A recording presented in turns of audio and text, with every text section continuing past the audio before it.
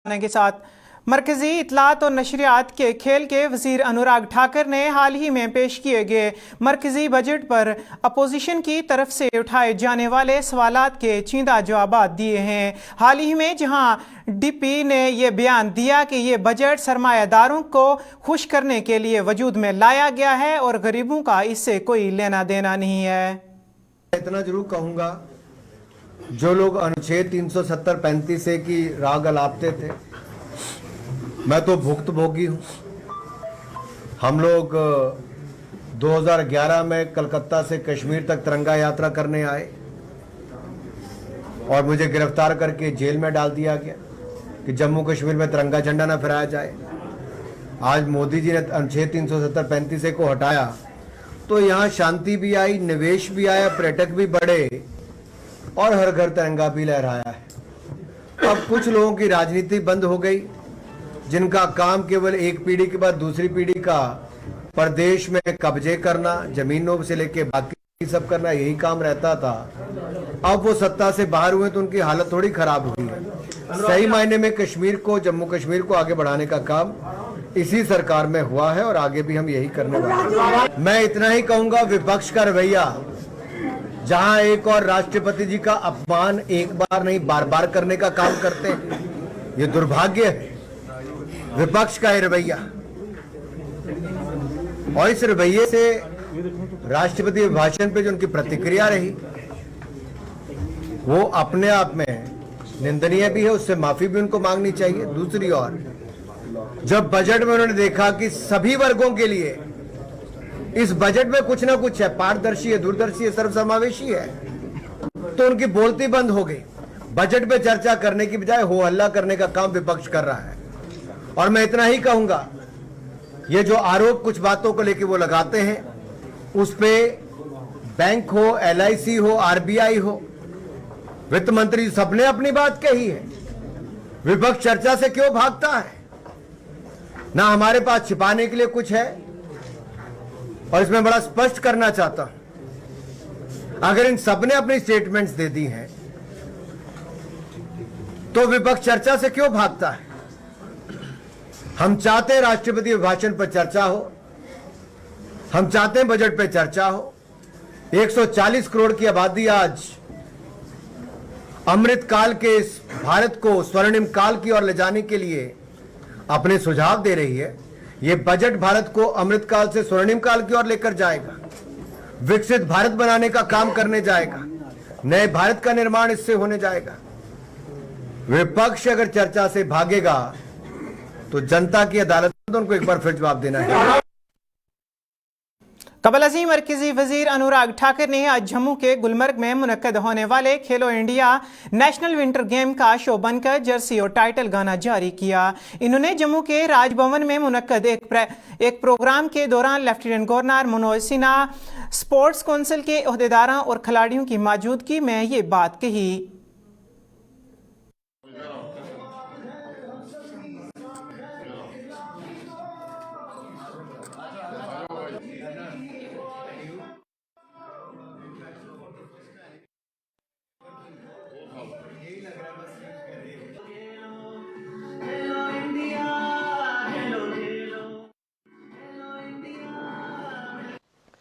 अगर मैं खेलो India winter games की ही बात करूं तो 6 दिन का ये विंटर गेम्स 11 खेलों का 11 गेम्स इसमें होंगी, 11 तरह की, और देश के 29 राज्य यूनियन टेरिटरीज से 1500 से ज़्यादा खिलाड़ी कहीं और नहीं, हमारे ही जम्मू कश्मीर के गुलमर्ग में आएंगे।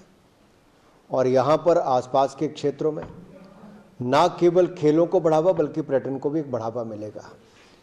ये 1500 से ज़्यादा खिलाड़ी, बाकी जो ऑफिशियल्स आएंगे, जब ये यहाँ की सुंदरता को देखेंगे, यहाँ की सुविधाओं को देखेंगे और जो कश्मीर पिछले कुछ वर्षों में बदला है, सुविधाओं के रूप में भी, पर्यटकों के आगमन के दृष्टि से भी, रिकॉर्ड पर्यटक आए इस वर्ष उसके कारण भी, यही वापस आकर जब हम कहते हैं the word of mouth, when the word is spread, we get more people, they know about the circumstances in Jammu and Kashmir, तो शायद यही लोग आपके एक ब्रांड एम्बेसडर के रूप में जाके वापस बात करेंगे।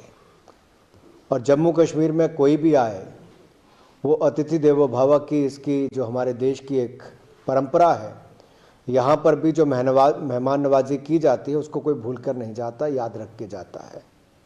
मैं शुक्रगुजार करना चाहता हूँ आदरणीय गवर्नर साहब श्री मनोज सिन्हा जी को और उनकी सारी टीम का कि बहुत कम समय में बहुत शानदार इन्होंने यहाँ पर सुविधाएं उपलब्ध करवाई हैं।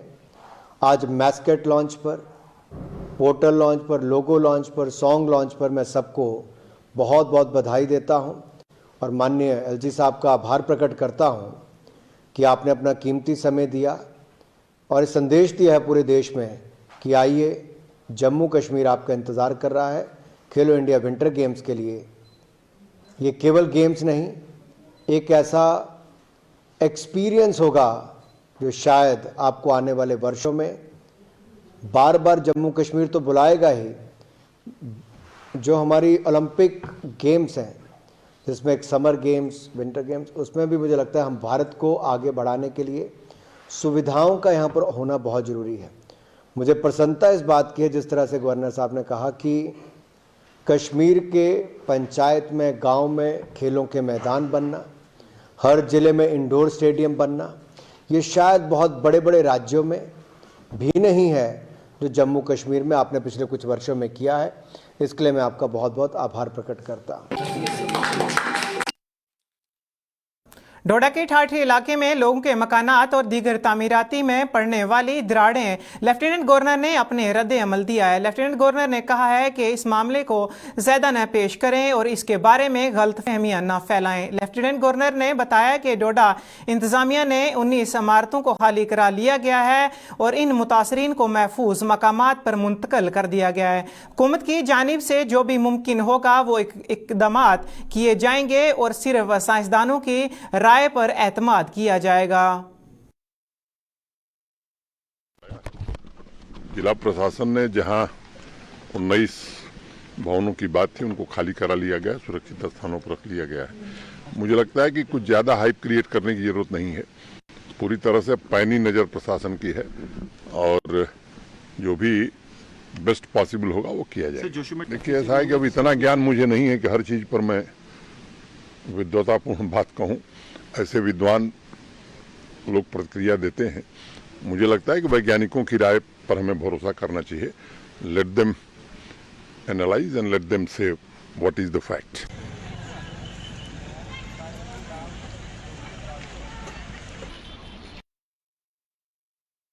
खून के अतिये के साथ आंख का अतिया भी एक अजीम अतिया कहलाता है, क्योंकि जब कोई शख्स इस दुनिया से रुखसत हो जाता है तो इसकी आंखें दूसरे इंसान को दुनिया की रोशनी करा सकती हैं। फरवरी 2022 से जीएमसी अस्पताल जम्मू को आई बैंक का लाइसेंस मिलने के बाद अब तक 21 अफराद दुनिया को देखने के काबिल हो चुके हैं।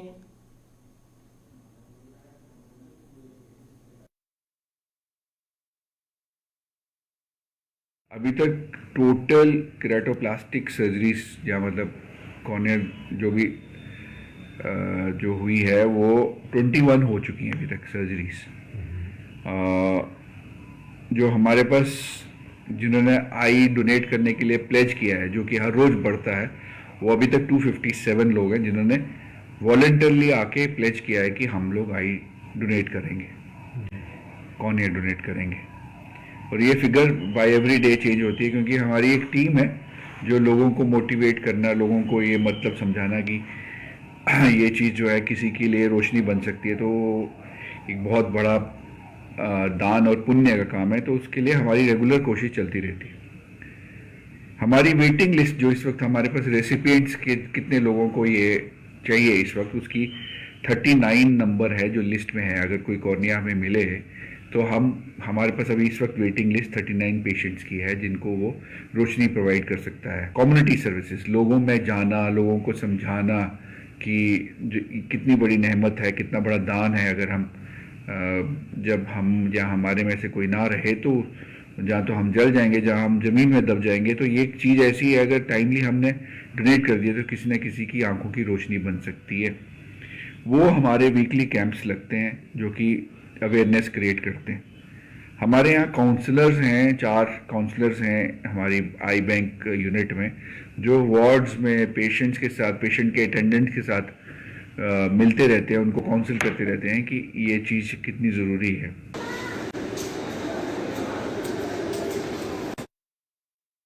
Jammu Kashmir road transport corporation के साबिक मुलाजमीन जिन्होंने रजाकाराना रिटायरमेंट ले ली है, इन्होंने अपने मुतालबात को लेकर आज फिर जम्मू में महकमा ट्रांसपोर्ट के खिलाफ मुजाहरा किया। हुकूमत पर नाइंसाफ़ी का इल्ज़ाम लगाते हुए एहतजाज की क़यादत कर रहे इन साबिक मुलाजमीन के यूनियन के सरबराह देवराज बाली ने कहा कि वो अपने वाजबात की अदायगी के लिए काफ़ी अरसे से एहतजाज कर रहे हैं। सरकार ने जो हमारे साथ कमिटमेंट की थी वो आज तक पूरी नहीं की है। कमिटमेंट की उन्होंने एक काम किया, सिर्फ जो बिल स्टेट में हमारी सिविल सेक्टर में पहुँचाए हैं। हम कॉरपोरेशन के एम्प्लॉइज़ हैं, एक तो हमें कोई पेंशन बेनिफिट नहीं है। यही एरियर है, यही पैसा है जिसका लोगों का दारोमदार है। एमएलसी या विधायक लोग चाहे वो एक दफ़ा बने चाहे 2 दफ़ा बने, उनकी 60,000 पेंशन लग गई है, जबकि वो एम्प्लॉइज़ नहीं होते, वो डेली बेसिस होते हैं, तो वो सिर्फ जनता की सेवा के लिए आते हैं, उनकी पेंशन लग गई है। हम लोग 35, 36, 37 साल नौकरी करके हमारी को पेंशन लेंगे पूरी करो। जम्मू के मडबला के कैसानों ने नहरों की सफाई के निज़ाम पर सवाल उठाए हैं। कैसानों का इल्ज़ाम है कि जब महकमा आपाशी नहरों की सफाई का काम शुरू करता है तो कैसानों को पानी की अशद ज़रूरत होती है। कैसानों के मुताबिक नहरें बंद होना 1 माह से ज़ायद का अरसा हो चुका है, लेकिन महकमा आपाशी ने ताहल नहरों की सफाई का काम शुरू नहीं किया।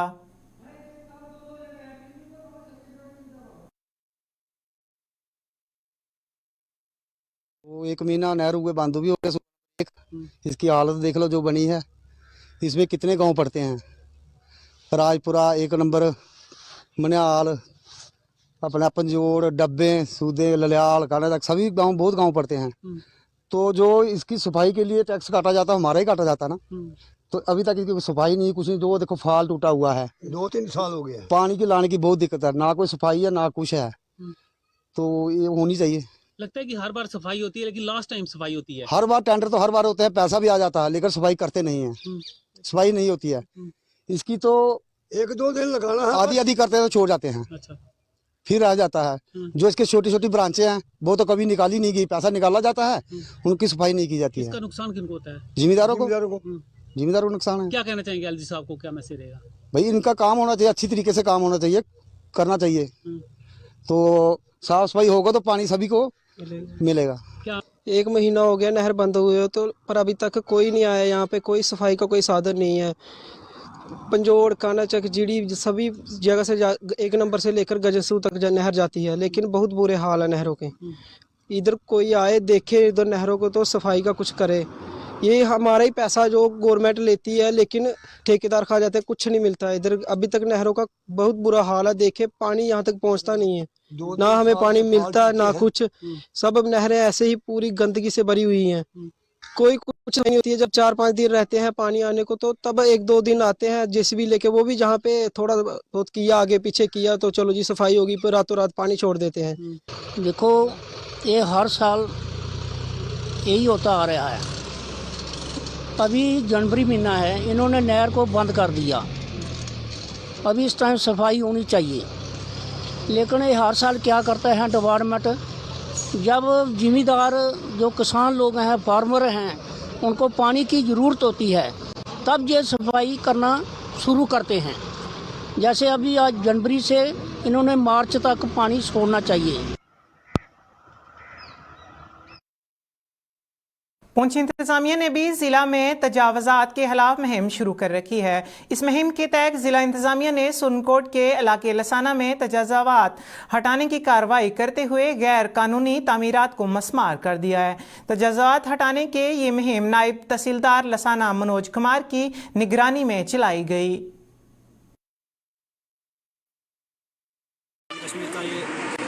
डिसीजन था, जजमेंट थी, ऑर्डर था, जितनी भी हमारी रोशनी लैंड है या दूसरी लैंड, पाँचलाई लैंड, जो भी ये ज़मीनें हैं सरकार की, इनको हमें अवेक्शन कलेक्शन करनी थी, रिट्रीव करना था, उसी की डायरेक्शन में आज ये इलेक्शन ड्राइव हमारा रसाना में हुआ, जहाँ पर हमने 10 मरला ज़मीन जो है कंस्ट्रक्टर की कमर्शियल लैंड थी उसको रिट्रीव किया हुआ है।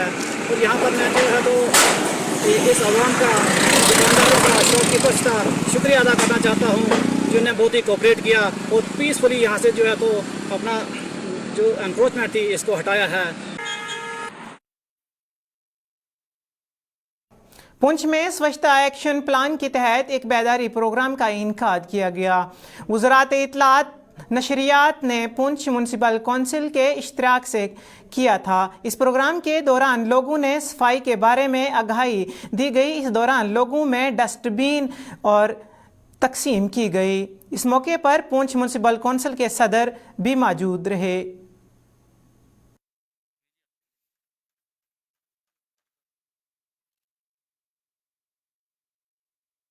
और हमारा इस कार्यक्रम को रखने का मकसद था कि लोगों के बीच में ये मैसेज जाए कि वो घर का जो कचरा है उसको आसपास ना बिखेरे। हमने लोगों को डस्टबिन बांटे हैं कि लोग घर में अपने डस्टबिन में कचरा इकट्ठा करके उसको अच्छी तरह से डिस्पोज ऑफ करें और सेग्रीगेट करें।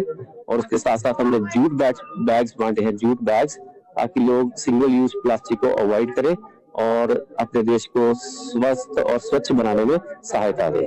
हम 2014 के बाद से देखें तो काफी इम्प्रूवमेंट हुआ है, फिर भी 100% तो अभी तक हम नहीं अचीव नहीं कर पाए हैं, लेकिन इम्प्रूवमेंट तो काफी है। अभी काफी लोगों का माइंडसेट चेंज हुआ है और हमारी ये जो मुहिम अभी भी जारी है, हम कोशिश कर रहे हैं ताकि हम इसका 100% जो टारगेट है उसको अचीव कर पाए। या कि कैसी साफ सफाई करनी है और कैसा, जैसे जो कूड़ा है जो घर में वो उसको कैसे डिस्पोज ऑफ कर रहा है वो तरीका, उसी के कंटेस्ट में इन्होंने कुछ डस्टबिन लाए थे और एक जूट्स के बैग थे। सफाई को आगे बढ़ाने के लिए ये तरीका अपनाएं, वातावरण ठीक होगा, शुद्ध होगा। इसी के निस्बत में एक बार मैं फिर इस मट्टू जी का और इनकी टीम का बहुत बहुत धन्यवाद करता हूँ।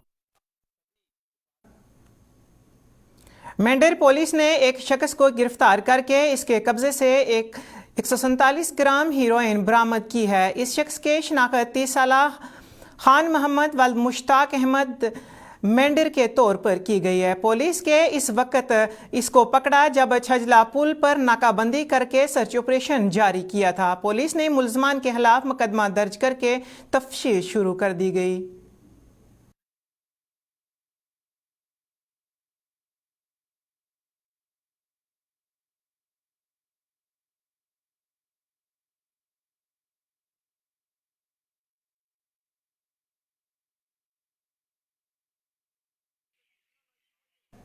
दीजिए इजाजत, कल फिर होगी मुलाकात।